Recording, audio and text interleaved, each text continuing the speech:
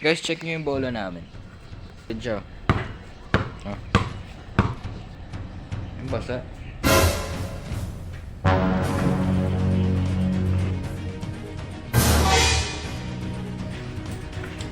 May walis dito.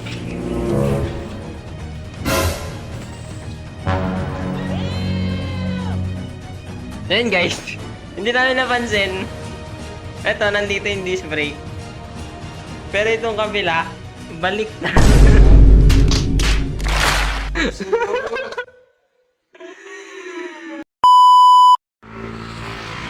Yo, what's going on guys? Yan, papunta tayo kay Bossing ngayon. Oh, sheesh! Yan ngayon, on the way tayo kay Bossing. Gagawin natin yung bike niya eh. Oh, di ba? Paatas pa, parang nag-ride talaga. Yo! So, nandito na nga tayo. Ewan ko lang kung nandito siya ngayon. Doorbell tayo.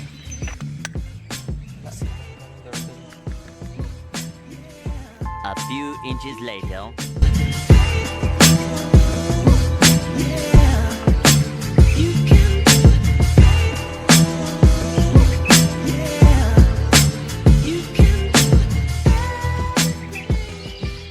Then after natin pumasok, dito lalagay yung bike ko para dito namin gagawin yung bike niya. Is update, konti-unti nang pumupogi yung bike pero yung may-ari hindi.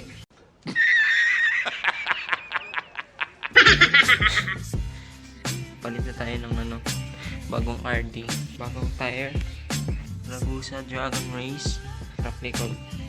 So yun lang muna yung ina-upgrade natin dito sa bike natin.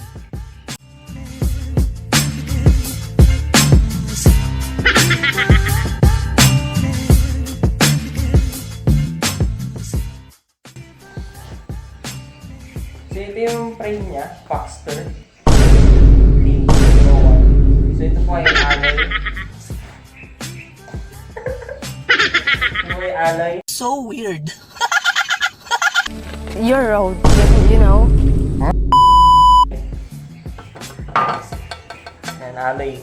Tapos itong kanyang crank bakal. 27.5 medium size. Powered by Mountain Peak. Ito naman yung kanyang suspension port. Kaso kalawang na siya. May pure na bakal. Ito yung nagpapabigat sa bike. Sobrang bigat. Hindi ko alam po ilang kilo to.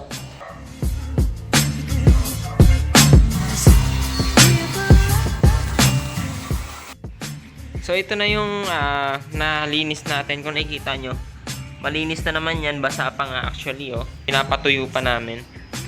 Power by Mountain Peak. Kasi boss ngayon, ayan yung gulong niya na 27.5. Kaso sobrang lambot na. Sobrang lambot.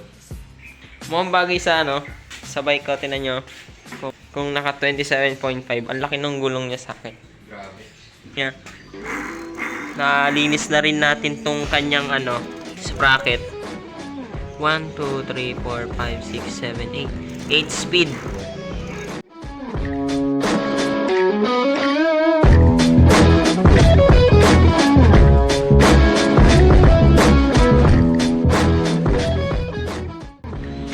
So yun guys, ipahinga muna tayo ng konti dahil nga pinapatuyo pa natin yung mga parts. So yun yung gulong and then ito yung parts.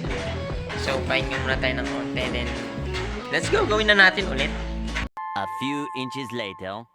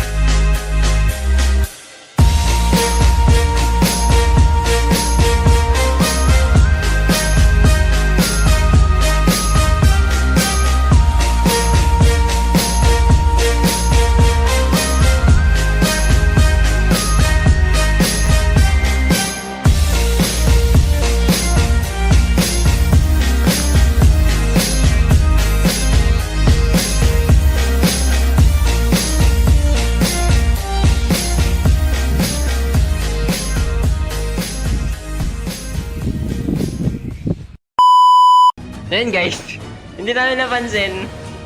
Eto, nandito yung disc brake. Pero itong kabila, balik na.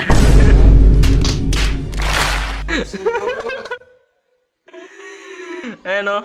Ay, balik na. Di ka palitan natin ulit. Guys, check nyo yung bolo namin. Solid siya. Oh.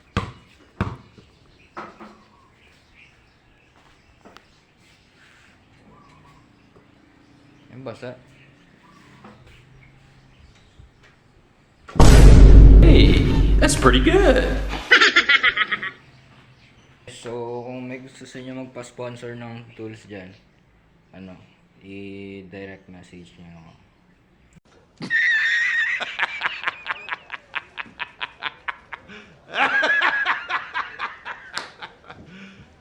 You serious?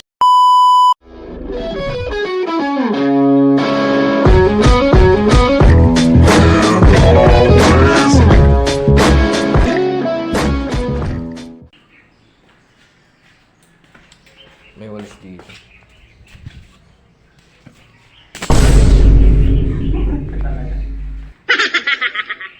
Yan. Diba? Focus lang sa bike. Hindi na siya pwede i-zoom out. Hindi. Diyan mo lang po yung 5 yun. Wala pala to eh. Hindi ka kasi bumibili ng iPhone. Hindi.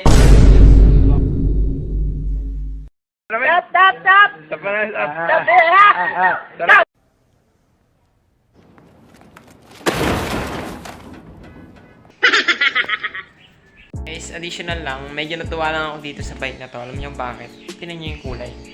Yung bike natin, white, blue, and black. Ito bike niya rin. Silver, black, and blue. Oh, sheesh! So, diba? Para sa'yo ng kulay ng bike. Ito yung bike ko. Ito yung bike. So, ayan guys. Dito muna nagtatapos yung ating video. Ito yung part 1 ng ating reveal dito sa Paxter FT301 na alloy. Yan, abangan nyo yung part 2. Neto. Ayan.